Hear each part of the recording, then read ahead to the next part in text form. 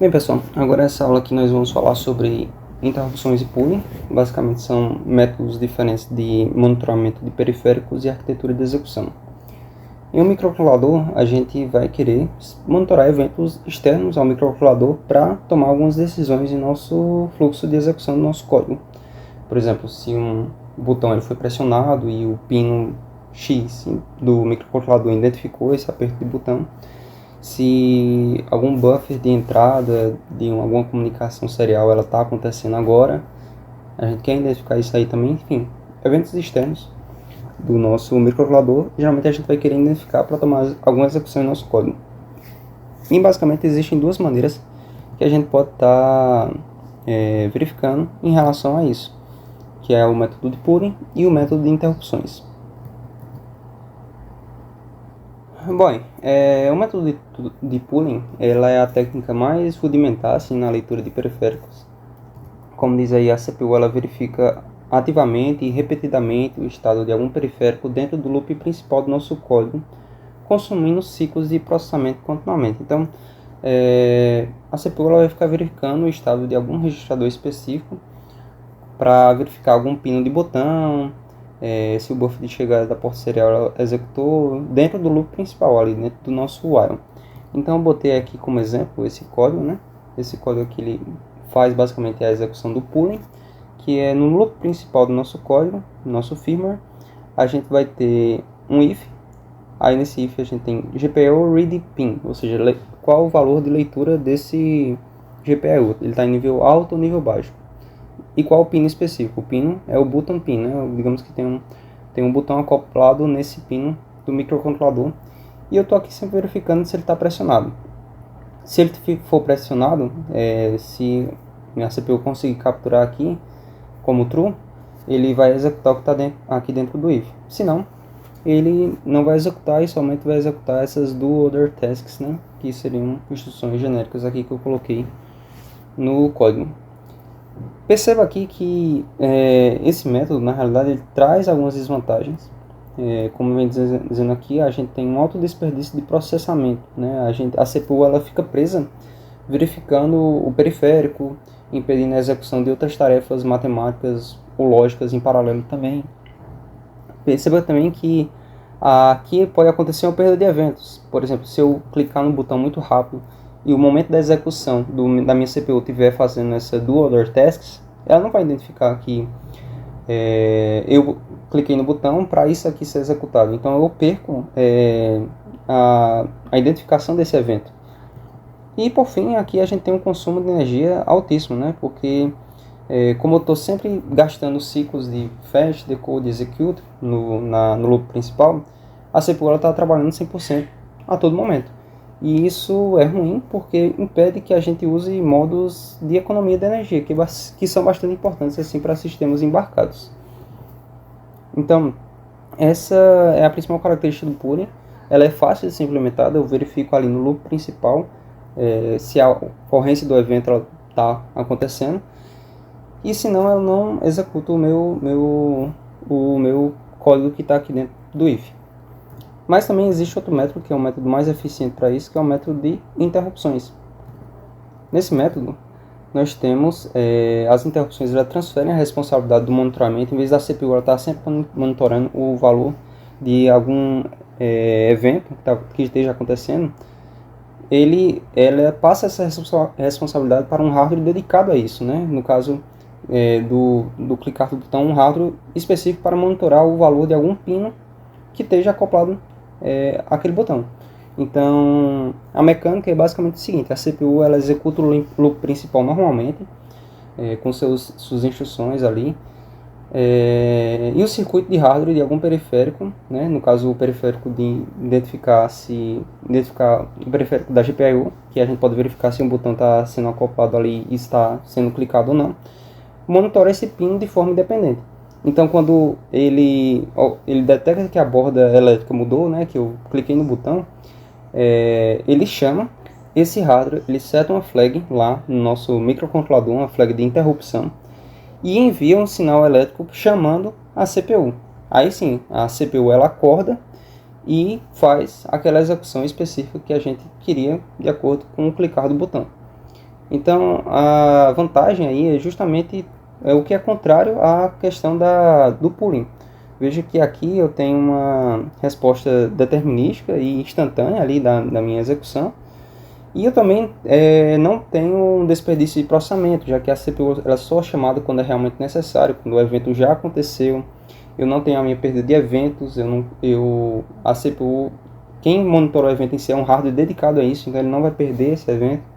E também o consumo de energia pode ser bem otimizado aí, que a CPU ela pode entrar em algum modo de economia de energia, sem precisar estar executando os ciclos continuamente. Então aqui eu tenho um resumo comparativo disso, né? Em relação ao pooling, o consumo de processamento é máximo no pooling, desperdício em ciclos inúteis, já é mínimo em interrupções, né? Por causa justamente disso. O risco de perda do evento é altíssimo no pooling, né? Digamos que eu cliquei no botão muito rápido e a minha CPU estava executando outra instrução que não era a execução do if. Então eu vou perder o evento e não vou executar o que está dentro do if. Já aqui não, é nulo. O consumo de energia aqui é elevado, por causa justamente que eu tenho que ficar monitorando continuamente pela CPU. Aqui é otimizado e assim por diante. Certo, agora nós vamos verificar um pouco como é que funciona esse mecanismo de interrupções.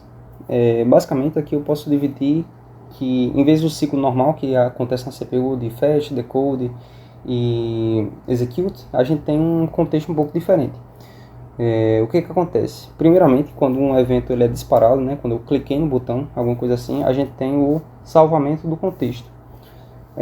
Basicamente o que acontece? A CPU ela suspende a execução da instrução atual, que está lá na memória flash, o program counter atual e os registradores, tudo que estava naquele momento de execução é guardado de volta na memória RAM, tipo o valor da instrução atual que está sendo executado, os registradores de propósito geral ali que estavam sendo guardados valores de rascunho pela nossa CPU, tudo isso é jogado de volta na RAM na área de stack. Segundo aqui, eu vou lá dentro vai ter um acesso à tabela de vetores, que é basicamente mapear o endereço fixo correspondente ao evento. Aqui ele só vai realmente identificar o tipo de evento que aconteceu. O evento que aconteceu foi de uma identificação de borda de descida, né? No caso, um clicar de algum botão, se foi algum timer que disparou, que também pode ter eventos relacionados a timers também. Enfim, ele vai identificar qual é o tipo de evento que ocorreu. E assim vai puxar exatamente o código que deve ser executado a partir daquele evento disparado. Então, no 3 aqui ele executa a ISR, que é basicamente o Interrupt Service Routine. Eu não mencionei muito bem aqui, mas basicamente é isso daqui, certo? É a função que vai executar quando ocorre a minha chamada da instrução. Eu já vou voltar daqui a pouco nesse código aqui para vocês entenderem como é que acontece. Então, o que acontece é o seguinte, o PC recebe o endereço da tabela correspondente àquele trecho de código que é esse serviço de interrupção, e a CPU ela salta para executar essa rotina que está fora ali da memória flash com o nosso código principal e tudo mais. Então ela executa esse código a partir dessa identificação desse evento, né, para saber exatamente o endereço de onde é que está a instrução específica do Interrupt Service Routine. E por fim nós temos aqui a restaurar o contexto. Quando ao final da ISR, ao final daquela instrução que eu defini, quando o evento ocorresse, o hardware ele puxa os dados salvos lá na stack de volta para os registradores e o program counter também. E o código principal ele retorna a execução normalmente do ciclo de clock em que havia sido interrompido. E basicamente o sistema ele não percebe que ele desviou o seu curso de operação para executar aquela interrupção em si. Então é uma coisa que traz bastante vantagem aí na nossa execução do nosso código. Uma coisa que eu esqueci de mencionar aqui foi esse exemplo de interrupção. Basicamente o que acontece é o seguinte, eu tenho um setup, né, que é a inicialização assim, do nosso microcontrolador com as configurações que ele vai usar naquele sistema. Então nós definimos aqui um pino como entrada, que no caso é o pino do botão. E quando o pino não é pressionado, o valor lógico do pino é 1. E quando ele é pressionado, o valor lógico é 0. Né? Ele está aqui com um pull-up, né? Pull-up já puxa para cima, puxa para o nível 1 automaticamente quando não está pressionado. Mas perceba aqui que eu também estou dizendo, ó, eu quero que tenha uma interrupção, attach interrupt. E essa interrupção é de quê? Essa interrupção é um digital pin to interrupt, ou seja, eu vou verificar uma interrupção em pinos digitais, verificar se ele subiu para nível 1, se ele desceu para nível 0. E vai ser nesse pino aqui, que é o pino do botão, pin BTN, certo? Eu vou verificar esse pino aqui, o digital pino dele. E eu vou verificar qual evento. Eu vou verificar um evento falling, que é um evento de descida, ou seja, eu vou verificar se o valor daquele pino estava em 1 e se ele desceu para 0, certo? Ou seja, se ocorreu o clique do botão, né? E o que deve acontecer se ocorrer esse clique do botão? Deve ser executada essa rotina aqui, um botão press, que é a que eu defini aqui em cima, que é a nossa rotina de serviço de interrupção. Aqui é a void, on button press, e o que acontece aqui? Aqui eu só defini uma flag, né, um booleano do nosso código, que ele define aqui como true quando o botão é pressionado. Se o botão não é pressionado, o valor automático dele é falso, né? Sendo o pixel do código aqui, digamos que eu tenho definido minha variável global aqui como falso, e quando ele executa esse serviço de interrupção, o valor dele vai para true. Então eu espero que vocês tenham entendido. Eu liberei aqui, veja que não tem meu loop principal ficaria aqui embaixo, né? O loop principal não precisa verificar o pino ativamente, como eu coloquei aqui, e ele é livre para executar outras coisas. Então isso aí traz uma vantagem bastante significativa para a execução do nosso sistema. Certo, por fim aqui eu vou passar sobre algumas regras críticas de engenharia relacionadas a execuções de ISRs. Primeiramente, no ISR, né, serviço de interrupção, ele deve ser o mais curto possível. Lá dentro eu não posso colocar cálculos matemáticos complexos, eu apenas tenho que sinalizar que aquele evento ocorreu, né? No caso, eu defini ali no meu código anterior que a minha variável booleana que ela vai para true. Então isso aí é uma instrução bem rápida que acontece. Eu não posso colocar cálculos complexos, também não posso colocar delays, né, que travam a minha CPU, ou algum loop de espera indeterminada. Isso, porque isso impede o atendimento de outras interrupções, né? Veja que eu tenho um vetor de interrupções ali que podem acontecer, de hardwares dedicados a verificar outras interrupções, como event in timers e outras coisas do tipo. Eu não posso deixar minha execução parada, né, executando apenas aquela interrupção específica.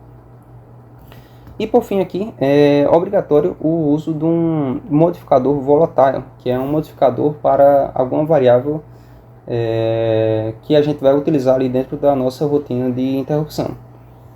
Qualquer variável global alterada em um ISR e lida no loop principal deve usar a palavra-chave volatile. Por exemplo, eu tenho que definir ela como volatile, bool, que é um booleano, botão igual falso. O que acontece aqui é o seguinte, quando eu não tenho esse modificador volatile na minha variável, o otimizador do compilador GCC, que é que processa a linguagem C e C++, assume que essa variável específica que eu estou utilizando ali, ela não muda sem a ação do código principal. A variável então ela é mantida no cache da ALU, né, e a CPU ignora mudanças externas no hardware. Isso aí, quando a gente trata de interrupções, não quer que a gente ocorra, não quer que aconteça, porque realmente a gente vai ver que mudanças externas no hardware vão afetar aquela variável. Então, com o volatile, eu aviso ao compilador que o valor ele pode mudar a qualquer momento, o valor daquela variável pode mudar a qualquer momento por algum hardware assíncrono. Então, eu forço a CPU a descartar a variável da ALU e reler o valor real diretamente na memória RAM a cada ciclo de execução que for necessário essa variável. Então isso aí é um mecanismo de segurança realmente para a gente estar executando da forma correta. Enfim, isso aí avisa ao compilador que o valor daquela variável ela pode mudar a qualquer momento por ação de algum hardware externo, impedindo que o otimizador do compilador armazene em um registrador da ALU e force assim a CPU a reler o valor da memória real a cada passagem do código. Então é obrigatório a gente estar utilizando esse modificador volatile em nossas variáveis, quando a gente está utilizando essas variáveis dentro do nossa rotina de interrupções.